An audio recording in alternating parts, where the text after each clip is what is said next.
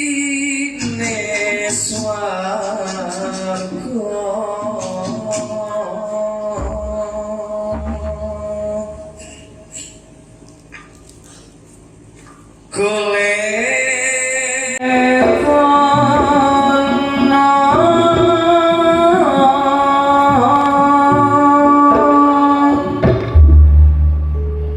kuncine swarga buka kuncine le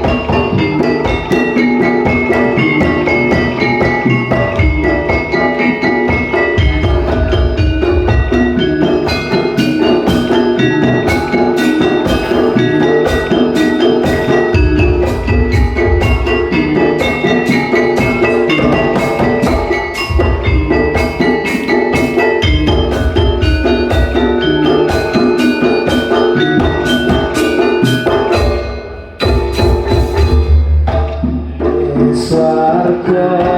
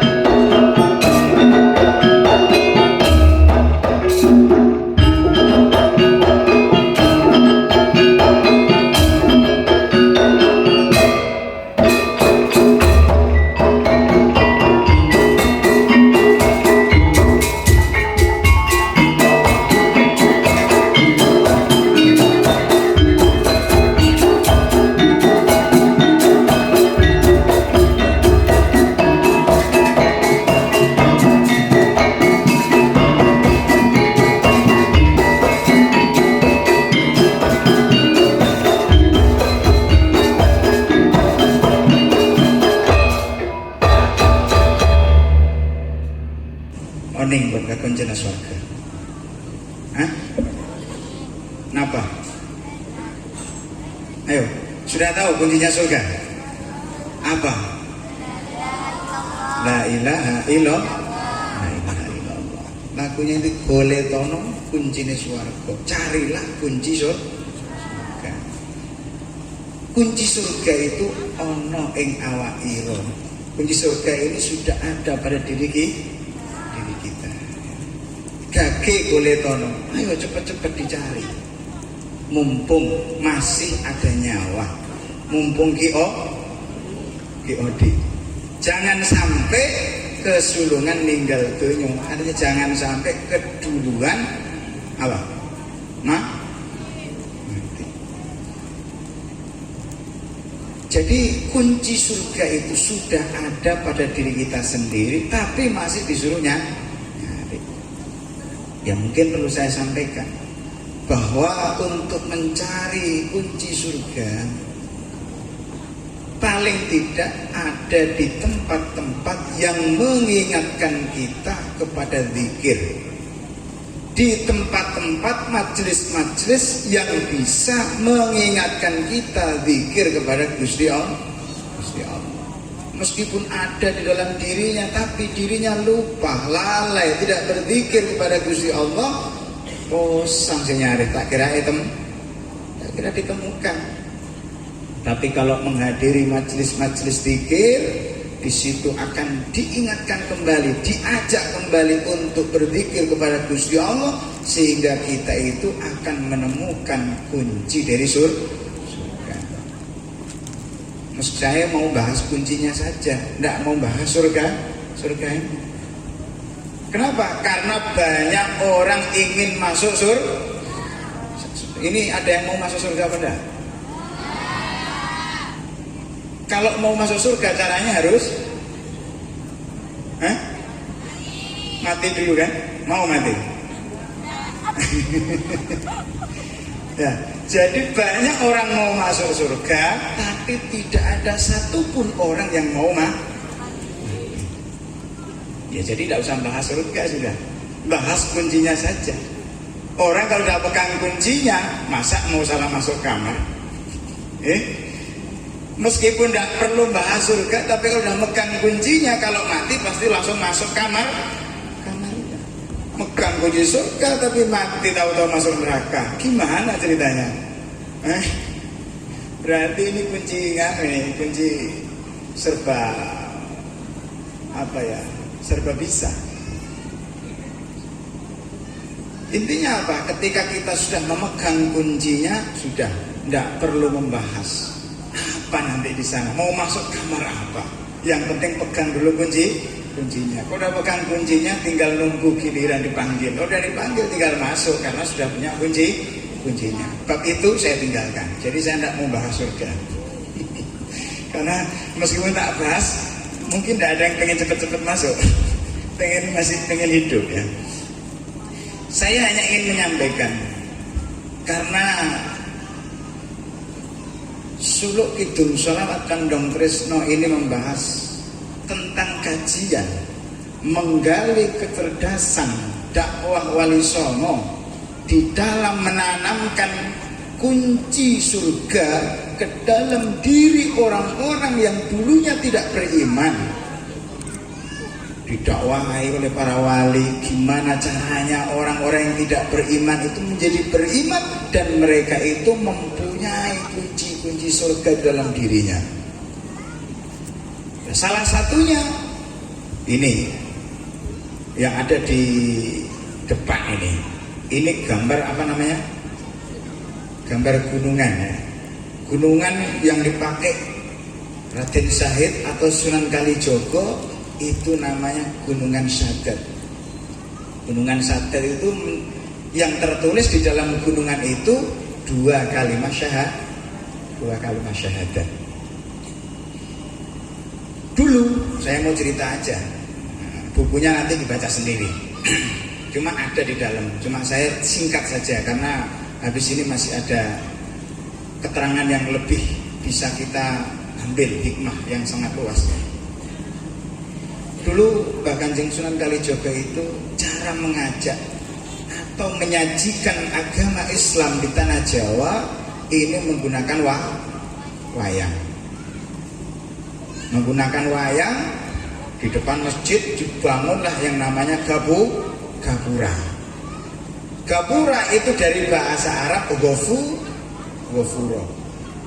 Kalau mau lihat permainan wayang maka harus beli karcis. Nanti kalau Mbah Sunan Kalijogo itu memainkan wayangnya tidak minta upah. Upahnya hanya disuruh membaca 2 kalimat syahadat yang disebut dengan kalimosodo. Di dalam ini ada keterangan bahwa kalimosodo itu sebenarnya dari bahasa Hindu ya. Jimat kalimasodo itu dibawa oleh Sunan Kalijogo. Kalau diterangkan kalimosodo itu bisa bermakna kalimah syahadat, bisa diberi makna ceritanya Pandowo Limo. Biasanya di Antv itu ada film Mahabharata. Itu dirubah sedemikian indahnya, sedemikian cerdasnya Simbah Sunan Kalijogo. Pandowo Limo ada yang kenal, ada yang hafal. Yang pertama siapa? Puntadewa atau Yudhistira. Yang kedua Brotose Werkudara atau Bima. Yang ketiga Arjuna atau Raden Janaka. Yang keempat Nakula sama Sadewa. Puntadewa itu punya senjata, pusaka yang namanya pusaka kalimosodo. Jadi 5 ini menunjukkan rukunnya Islam. Yang pertama ini membaca 2 syahadat. Senjatanya Raden Puntadewa yang disebut dengan kalimosodo. Yang kedua namanya apa? Tadi Raden siapa? Werkudara atau Brotoseno. Nah, itu mempunyai aji-aji yang namanya kuku, disebut kuku Ponconoko. Bukan Poncomoyo ya. Tapi kuku Ponconoko. Ponco itu 5, noko itu waktu. Kuku itu bisa diartikan surga.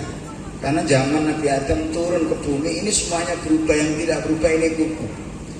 Atau kuku ini bisa menjadi ciri-ciri manusia. Kalau kukunya bersih berarti menunjukkan orang itu adalah orang yang bersih. Kalau kukunya kotor berarti orang itu orang yang kotoran, tidak bersihan. Kalau kukunya kasar berarti orangnya kasar. Ponco itu 5, noko itu waktu. Artinya apa? Senjata asli kuku Ponconoko dalam dakwahnya Simbah Sunan Kalijogo itu adalah sholat 5 waktu. Rukun kedua itu syahadat terus Yang ketiga itu Raden Janaka atau punya pangkat disebut dengan Danang Joyo. Danang Joyo, Danang itu orang yang memberi, Joyo itu kejayaan. Jadi orang kalau sering memberi, sering sedekah, sering zakat, ini akan menemukan kejayaan. Orang kalau sering sedekah pasti jaya. Rezekinya kalau pengen luas, pengen banyak, ya harus sering sedekah. Yang keempat, kelima ini Nakula sama Sadewa. Nakula itu bisa diartikan nang kulo, menang anggone ngawulo. Artinya dia itu atau nang kulo, menang anggone ngawulo. Artinya poso. Artinya puasa. Orang kalau puasa itu ya menahan segala hawa nafsu sehingga dia lebih banyak diem. Untuk apa? Untuk ngawulo, untuk menyembah kepada Gusti Allah. Ini rukun kelima, Sadewa. Artinya Sadewa itu seperti dewa, yaitu orang yang bisa naik haji. Makanya orang kalau haji itu pasti derajatnya tinggi seperti halnya Dewa. Ini ajaran yang dibawa oleh Sunan Kalijogo lewat wayang menanamkan kalimat syahadat itu, memberi kunci ya surga ini lewat pertunjukan wayang. Disebut wayang soalnya harus wajib sembahyang. Wayang itu wajib sembahyang. Sembahyang itu wajib, jangan ditinggal-tinggal. Nah, ini sehingga ketika orang itu di dalam dirinya sudah melekat keimanan, ketauhidan, kesaksian, bersyahadat kepada Gusti Allah dengan kalimat la ilaha illallah, maka orang itu ini akan mendapatkan yang disebut dengan kunci surga, yaitu kalimat la ilaha illallah. Jadi kalimat la ilaha illallah ini kalau tentang wayang, gunungan dan lain sebagainya, nanti bisa dibaca di bukunya itu ya. Dibaca di bukunya banyak keterangannya bahwa afdholud dzikri la ilaha illallah. La ilaha illallah, sebaik-baiknya zikir ini zikir la ilaha illallah. Kalau dalam thariqah Naqsyabandiyah Qadiriyah ini ada zikir la ilaha illallah, ini bisa juga disebut dengan zikir nafi isbat. La berkeliling ke kanan, ilaha illallah. La ini kalau dalam pelajaran anak-anak santri ini disebut dengan la linafil jinsi. La yang menghilangkan segala jenis, menafikan segala jenis Tuhan-Tuhan itu. Tuhan-Tuhan tuh ya. Jadinya hantu, dihilangkan semua. Sekiranya sesuatu yang bisa dibesarkan itu dihilangkan, hanya dinisbatkan, diisbatkan illallah, kecuali Gusti Allah.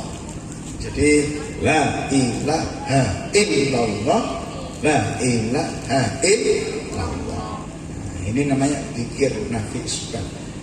Mari kita berzikir bersama-sama, zikir la ilaha illallah. Nah, biar kita menemukan kunci yang sebenarnya sudah ada di dalam diri kita, yang tadinya tidak ketemu bisa hidup kembali. Kita zikirkan la ilaha illallah.